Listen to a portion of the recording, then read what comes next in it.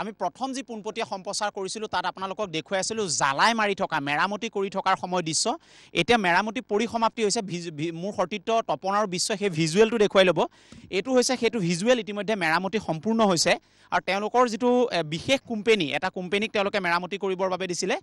সেই কোম্পানীটোৱে ইতিমধ্যে তেওঁলোকৰ মেৰামতি কৰাৰ প্ৰক্ৰিয়া পৰিসমাপ্তি কৰিছে এয়া একেবাৰে শেষ অৰ্থাৎ আৰু 1-2% তেওঁলোকৰ কৰ্ম আছে আৰু সেয়া কৰি তেওঁলোকে ইয়াৰ পৰা যাবগৈ অৰ্থাৎ এই যিটো চুৰি কাৰ্য মই আকৌ কৈছোঁ যে এই নিউজটো আমি বাৰেপতি এইটো কাৰণে কৰিছোঁ যে এইটো হৈছে কোনো অন্য টেকনিকেল ডিফল্ট নহয় এইটো হৈছে চুৰি ইয়াত তেওঁলোকে ভাল্ব লগাইছিল ভাল্বৰ তলত এটা নজুল আছিল এটা নজুল যিটোৱে ফুটা কৰিছিল ফুটা কৰি তাৰ ঠিক ওপৰত তেওঁলোকে ভাল্ব লগাই টিউবেলৰ দৰে মই আকৌ কৈছোঁ যে আমাৰ কাষৰ প্লেটখনত আমি সেই ভিজুৱেলটো দেখুৱাই আছোঁ সেই ভিজুৱেলটোত আপোনালোকে অনুমান কৰিছে যে এটা পানীৰ মটৰৰ দৰে সদৃশ এটা পাম্প তেওঁলোকে বহুৱাই লৈছিল সেই পাম্পটো এই যিডাল ক'লা পাইপ আপোনালোকে দেখা পাইছে এইডাল হৈছে বৰহোলা GGSৰ পৰা চাৰিগাঁও যিটো পাম্প ষ্টেচন তালৈকে সংযোগী হৈছে এইডাল তেওঁলোকৰ ONGCৰ পাইপলাইন এই পাইপলাইনডালত তেওঁলোকে সেই নজুলটোৰে প্ৰথমতে হোল কৰিছিল হোলৰ পিছত ওপৰৰ সেই পাম্পটো আছিলে সেই পাম্পটোৰ ওপৰলৈ তেওঁলোকে উঠাইছিলে উঠোৱাৰ পিছত ওপৰৰ যিটো অংশ আপোনালোকে দেখিছে ক্ৰেক কৰিছে এলটোৰ দৰে সেইডাল হৈছে তেওঁলোকৰ এক্সট্ৰাৰ যিডাল প্লাষ্টিক পাইপেৰে তেওঁলোকে লগাই পেলাই ইয়াৰ পৰা তেওঁলোকে লৈ গৈছিলে সেই পাইপডাল লগোৱা আমি জেগালৈকে আপোনালোকক দেখুৱাম ইয়াৰ পূৰ্বেও আমি দেখুৱাইছিলোঁ যে কেনেকৈ ইয়াত এটা বৃহৎ তেল চুৰ হৈ আছিলে খাৰুৱা তেল ক্ৰুড অইল চুৰ কাৰবাৰ চলি আছিলে আৰু এই ক্ৰুড অইল চুৰ কাৰবাৰটো আজিৰ পৰা 15 বছৰ আগতো হৈছিলে ইয়াৰ কাষত আৰু এডাল পাইপলাইন আছে তাৰ পৰা চুৰি কৰিছিলে য'ত 4-5 জন মানুহ সেই সময়ত গ্ৰেপ্তাৰ হৈছিল গুৱাহাটীৰ পৰা আৰক্ষী লোক আহি তেওঁলোকে ইয়াৰ এটা ইটা ভাটাৰ ভিতৰত সেই সময়ত কেইবাজনো মানুহ আটক তাৰপিছত গ্ৰেপ্তাৰ কৰিছিল আৰু এটা বৃহৎ তেল চুৰি কাৰ্য 15 বছৰ আগত ধৰা পেলাইছিল 15 বছৰৰ পিছত বেক টু আকৌ এই একেটা কামেই হৈছে এইবাৰ অন্যডাল পাইপলাইন এইডাল আজিৰ পৰা 1.5 বছৰৰ আগত বহুৱাইছে এইডাল পাইপ এই 1.5 বছৰৰ আগত বহুৱা এই পাইপলাইনডাল বা 2 বছৰৰ আগত বহুৱা এই যিডাল পাইপলাইন এই পাইপলাইনডাল বহুৱা দিনৰ পৰা তেওঁলোকৰ টাৰ্গেট আছিল যে ক'ত হোল কৰিম ক'ত নজুলেৰে তেওঁলোকক হোল কৰা হ'ব ক'ত কেনেকৈ তেওঁলোকে ইয়াৰ পৰা নিব চুৰি কৰিব আৰু চুৰি কৰি গাড়ীখন ৰাতিপুৱা ক'ত লুকুৱাব তেওঁলোকে 2:30 বজাৰ পৰা 4 বজাৰ ভিতৰত সেই গাড়ী চুৰি জেগাকনো আমি দেখুৱাই দিছোঁ লেফ্ট ছাইডত আপোনালোকে দেখিব ফুটুকলা যিবিলাক ফুটকলা গছ নুমাই গ'ল ফুটকলা যিডাল নুমাই গ'ল মই বিশ্ব সেই ভিজুৱেলটো দেখুৱাই আমি আহিম এইডাল পাইপ যোৱা আপোনালোকে দেখিব যে এই দমকলৰ দৰে যিটো পাম্প ইয়াত লগাইছিল তাৰ পৰা সেই পাম্পটো ঠিক ঘাঁহৰ অৰ্থাৎ এই যিটো প্লেট আছিল অৰ্থাৎ এই যিটো প্লেন যিটো ষ্টেজ আছিল তাৰ ঠিক ওপৰত কোনোবাই গৰু খুঁটি মাৰিবলৈ আহিলেও সন্দেহ কৰিব নোৱাৰাকে তেওঁলোকে সেই ওপৰৰ অংশটো ওলাই আছিল তাত প্লাষ্টিকৰ পাইপডাল ইনজেক্ট কৰিছিল তাৰপিছত তাৰ পৰা তাক ইয়াক টানি লৈ গৈছিল ইয়াৰ পৰা আৰু টানিলে পাইপলাইনডাল এডাল আছিল এটা 40 মিটাৰ দৈৰ্ঘ্যৰ এডাল পাইপলাইন আছিল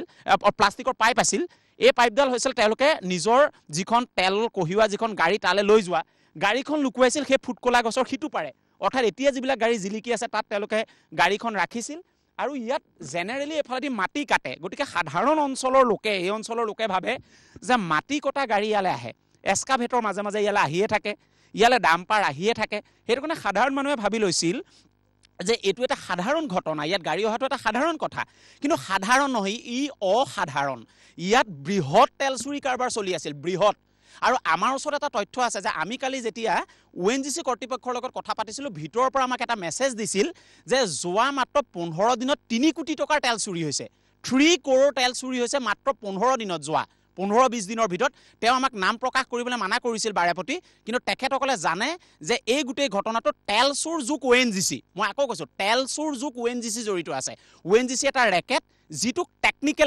টেকনিকেল যিখিনিয়ে কাম কৰে সেই চক্ৰটো জড়িত আছিল আৰু তাক আমি বাস্তৱ কৰি দেখুৱাম প্ৰতিপন্ন কৰি দেখুৱাম যে তেওঁলোক জড়িত আছিল কাৰণ যেতিয়া এটা তেল গৈ থাকে তেলৰ য'ত তেলটো গৈ থকাৰ অঞ্চলত এটা মিটাৰ থাকে য'ত তেওঁলোকৰ টেকনিকেল ষ্টাফ বহে তাত মিটাৰ থাকে মিটাৰত কিমান জোৰত তেল আহি আছে ফ্ল'টো কৈ থাকে তাত ফ্ল'টো কয় যে ইমান স্পীডত তেল আহি আছে আৰু যেতিয়া সেই স্পীডটো তাৰতম্য হয় তেতিয়াই সন্দেহ কৰা হয় যে তেলটো কিয় হঠাৎ কমি গৈছে সেই কথাটো টেকনিকেল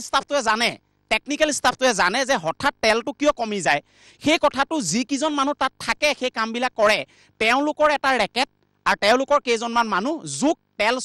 চোৰৰ গোটেই ৰেকেটটো জড়িত হৈ বিগত 1 পৰা 1.5 বছৰে এই তেল চুৰি কাৰবাৰটো ইয়াত বিনা দ্বিধাই চলি আছিল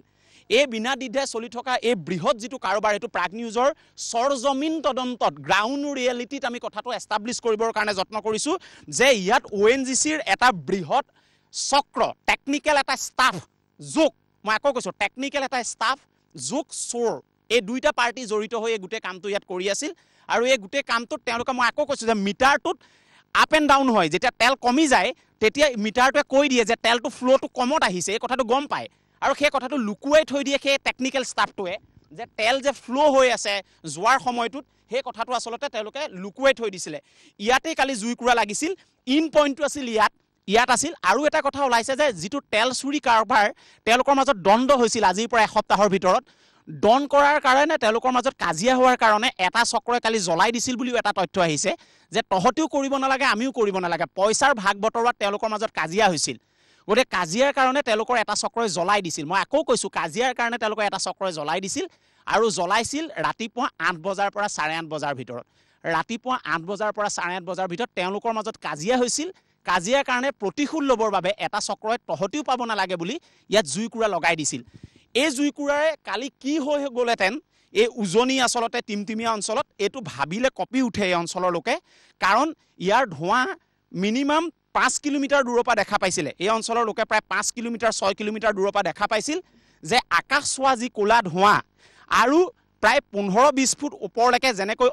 জুই জ্বলি উঠিছিল ডাওকৈ এই অঞ্চলৰ লোক আতংকিত হৈ গৈছিল যে এই গোটেই উজনি টিমটিমীয়া অঞ্চল কালি জ্বলি হয়তো ছাই হৈ গ'লহেঁতেন বহুতৰ ঘৰ যদি সেই সময়ত অগ্নি নিৰ্বাপক বাহিনী আৰু ONGCয়ে পাইপডাল যদি বন্ধ কৰি নিদিলেহেঁতেন তাৎক্ষণিকভাৱে টেকনিকেল তেওঁলোকৰ অফিচত তেতিয়াহ'লে এই বৃহৎ অঞ্চল ছাই হৈ গ'লহেঁতেন মই আকৌ কৈছোঁ যে যদি যোৰহাটৰ SPয়ে যোৰহাটৰ আৰক্ষী অধীক্ষকে যদি টাইট এটা অনুসন্ধান কৰে এটা যদি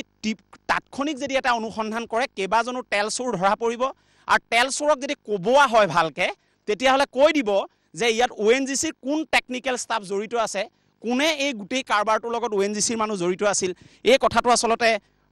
জল পটপট হৈ ওলাই পৰিব ইয়াত আচলতে কোন কেনেকৈ জড়িত আছে মই আকৌ কৈছোঁ ONGCৰ টেকনিকেল মানুহ জড়িত নথকাকৈ ইয়াৰ পৰা এটা টোপালো তেওঁলোকে কেতিয়াও ইয়াৰ পৰা আচলতে ল'ব নোৱাৰে কাৰণ এইটো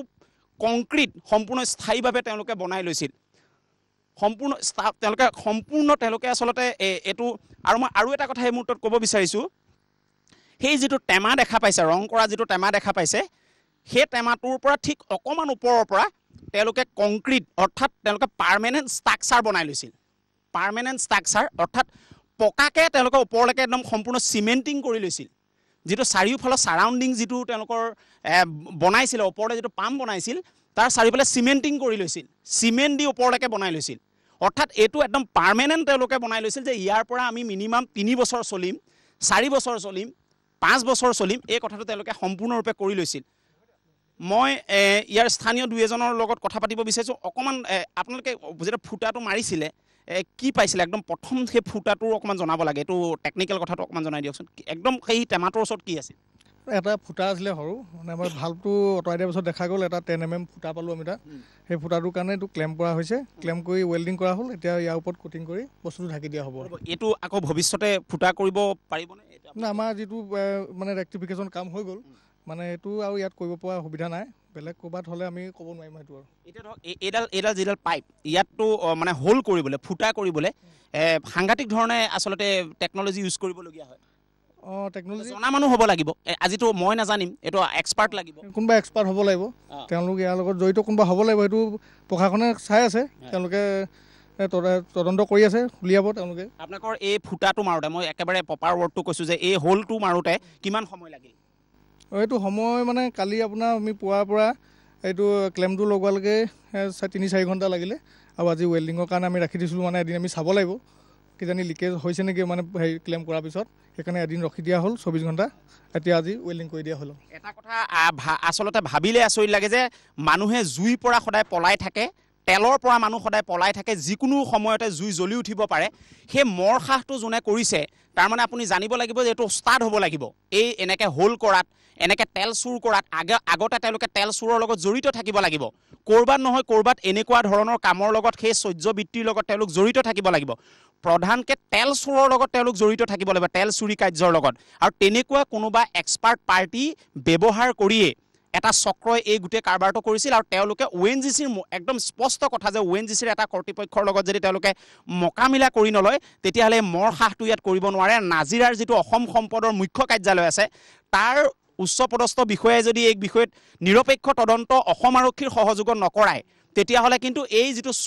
চুৰ আকৌ সেই চুৰ চলি থাকিব আৰু চুৰ পলাই যোৱাৰ একেবাৰে খাটাং চুৰ একেবাৰে পলাই যাব ইয়াৰ পৰা মই এই ওচৰৰ এজন ব্যক্তিৰ লগত অকণমান কথা পাতিব বিচাৰিছোঁ এই কথাবিলাকে আচৰিত হৈছে নাই আপোনালোকে এইটো ইমান সুন্দৰকৈ কৰিছে আপোনালোকে এইফালে গৰু আনে আপোনালোকে এইফালে কেতিয়াবা ওলাই আহে কেতিয়াবা দেখিছিল নাই ইয়াত যে এনেকুৱা এটা কাৰবাৰ হৈ আছে এইটোতো একেবাৰে আমি আচৰিত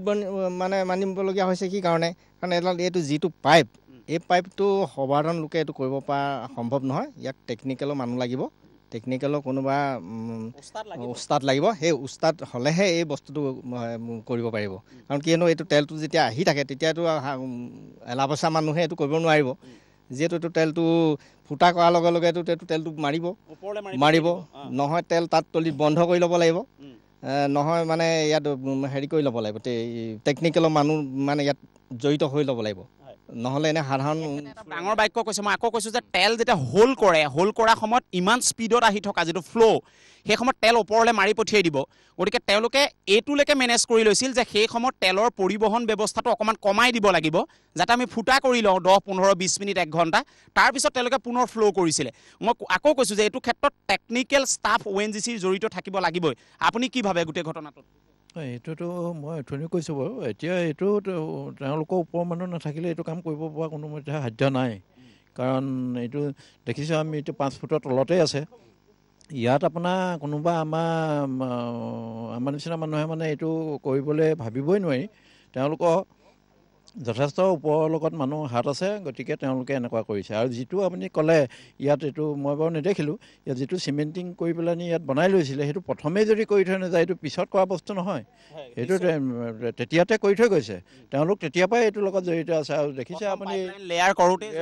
এইটো তাতেই তেতিয়াই জড়িত হৈ আছে বিনোদ দা কি ক'ব এই গোটেই ঘটনাটো লৈ পেলাই ইমান প্ৰি প্লেনিং এইটোতো এটা অসাধাৰণ কথা সাধাৰণ লোকৰ কাৰণে সম্ভৱ নহয় ইয়াত আমি বাৰম্বাৰ ক'বই লাগিব যে ইয়াত যদি ঊৰ্ধ্বতম কৰ্তৃপক্ষ মানে ONGC বিভাগৰ জড়িত নাথাকে আৰু কোনো এটা পাকৈত তেল চুৰ হ'ব লাগিব যি আগত মানে অভিজ্ঞ তেল চুৰ হ'ব লাগিব তেওঁলোকৰ দ্বাৰাই এই কাৰ্যটো সংঘটিত হৈছে আৰু আমি ক'ম যে দাবী কৰে এই ঘটনাটো কি দাবী কৰে কাৰণ এইটো যদি কালি জ্বলি গ'লহেঁতেন বিস্তৰ ক্ষতি হ'লহেঁতেন এইটোতো বিশ্বৰ ক্ষতি হোৱাটো হয় তাৰ উপৰি যে আমাৰ ঠাইতে থকা উজনি টিমটিমীয়া নামনি টিমটিমীয়া এইফালে মাছগাঁও গাঁও আছে এইফালে হাতীচুঙি তাৰপৰা এইটো চিনামৰালৈকে গাঁও কেইবাখনো শাৰী পাতি আছে বা 5-6খন গাঁও শাৰী পাতি আছে গোটেই গাঁওবোৰ জ্বলি গ'লহেঁতেন আৰু ইয়াত ক্ষুদ্ৰ চাহ খেতিয়ক তেওঁলোকৰ এনেই দুৰৱস্থা তাতে যদি এইটো ইয়াৰ ধোঁৱা বা ইয়াৰ জুয়ে সেইবিলাক নষ্ট কৰা হ'লেও বহুত ক্ষতি হ'লহেঁতেন ক্ষুদ্ৰ চাহ খেতিয়কো বহুত আছে আৰু খেতিপথাৰো ইয়াত এই গোটেই বিষয়টোলৈ যোৰহাটৰ আৰক্ষী অধীক্ষকক আপোনালোকৰ ফালৰ পৰা কি ডিমাণ্ড কৰিব প্ৰাগ নিউজৰ যোগেদি আমি প্ৰাগ নিউজৰ যোগেদি আৰক্ষী প্ৰশাসনক ইয়াকে ক'ম যে লগতে আমাৰ ONGCৰ বিভাগকো ক'ম যে এই অঞ্চলত আগতে 20 বছৰ 15 বছৰ আগতো হৈ গৈছে তেল চুৰ বা বিভিন্ন অঞ্চলত হৈ আছে গতিকে ইয়াত বিভাগীয় কৰ্তৃপক্ষই তেওঁলোকে মানে সত্য মানে তদন্ত এটা কৰিব লাগে আৰু তেওঁলোকে ইয়াত নিৰাপত্তাৰ ব্যৱস্থাটো সঘন কৰিব লাগে আটাইতকৈ ডাঙৰ কথা ক'লে মই সেই কথাটো টানিব বিচাৰিছিলোঁ যে ইয়াত প্ৰধানকৈ চিনামৰা যিটো আৰক্ষী লোক আছে আৰু ONGCৰ এটা নিজস্ব তেওঁলোকৰ এটা ষ্টাফ আছে তেওঁলোকৰ নিৰাপত্তাজনিত এটা ষ্টাফ আছে তেওঁলোকৰ নিৰাপত্তাৰক্ষী আছে গতিকে তেওঁলোকৰ যিটো ইয়াত তেওঁলোকে চাল চলন তেওঁলোকে ইয়াত যিটো তেওঁলোকে পহৰা দিব লাগে সেই পহৰাৰ ব্যৱস্থা যদি অতি শক্তিশালী নকৰে তেতিয়াহ'লে চুৰি বৃত্তি হৈয়ে থাকিব মই আকৌ কৈছোঁ ONGCৰ এটা সাংঘাতিক ধৰণৰ শক্তিশালী তেওঁলোকৰ এটা আৰক্ষীৰ ষ্টাফ আছে সেই যদি নিৰাপত্তা ব্যৱস্থাটোৱে যদি সঘন পহৰাৰ ব্যৱস্থা নকৰে এই অঞ্চলত সাংঘাতিক ধৰণে পূৰ্বেও হৈছে পুনৰাবৃত্ত হৈছে এইটো হৈ থকাৰ কিন্তু পূৰ্ণ সম্ভাৱনা আছে মই শেষ কৰিব বিচাৰিছোঁ আমি দুটাকৈ পোনপটীয়া সম্প্ৰচাৰ ইয়াৰ পৰা কৰিলোঁ আমি পুনৰ কাইলৈ যত্ন কৰিম যে আৰু ভিতৰলৈ সোমাব পৰা যায় নেকি আমি ONGCৰ তেওঁলোকৰ কৰ্তৃপক্ষৰ লগত বাৰ যোগাযোগ কৰি আছোঁ যে তেওঁলোকে মুখ খুলিব লাগে ক'ব লাগে আচলতে ঘটনাটো কি হৈছিল আৰু যদি ONGCয়ে প্ৰাগ নিউজক এই ঘটনাৰ বিষয়ে একো নজনায় তেতিয়াহ'লে এইটো কথা একদম গাখীৰৰ দৰে বগা হৈ পৰিব যে এই গোটেই ঘটনাত আচলতে ONGC কৰ্তৃপক্ষ জড়িত থকাটো একেবাৰে 100% খাটাং লুকুৱাবৰ বাবে হয়তো তেওঁলোকে এতিয়া গোটেই ঘটনাৰ পৰা দৌৰিব খুজিছে গতিকে আমি অপেক্ষা কৰিম 24 ঘণ্টা সময় যে ONGC কৰ্তৃপক্ষই প্ৰাগ নিউজৰ আগত এই গোটেই ঘটনাৰ কি ক'ব বিচাৰিব যিহেতু তেওঁলোকে FIR দিছে চিনামৰা আউটপোষ্টত এই গোটেই ঘটনাটোক লৈ কি কৰিব আৰু যোৰহাটৰ আৰক্ষীয়ে কিমান ক্ষিপ্ৰতাৰে ইয়াৰ তদন্ত কৰিব এই ঘটনাৰ বাবে প্ৰাগ নিউজে আমি অপেক্ষা কৰিম যে যোৰহাটৰ আৰক্ষীয়ে কিমান তেল চোৰে ঘটনাটো ধৰিব পাৰে তাৰ বাবে আমি কিন্তু চাম তেওঁলোকলৈ